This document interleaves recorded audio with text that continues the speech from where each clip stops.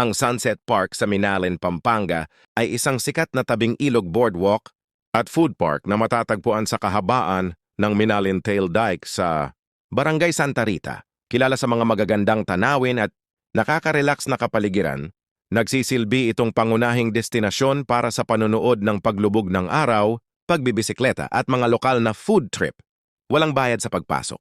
Mga oras ng operasyon, araw-araw mula 5 a.m. hanggang 10 p.m.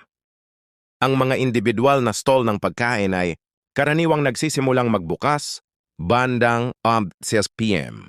Pinakamahusay na oras para bumisita.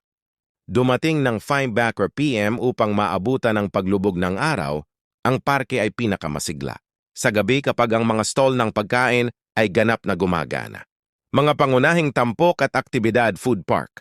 Maraming stall ang nag-aalok ng ibang uri ng abot-kayang lokal na pagkain, kabilang ang mga rice meal, shawarma, street food, tusok-tusok, takoyaki, burger, at specialty na mami with corn. Nagtatampok ang lugar ng mga nakalaang cycling lane at banqueta na ginagawa itong isang nangungunang lugar para sa mga bikers, jogger at walker.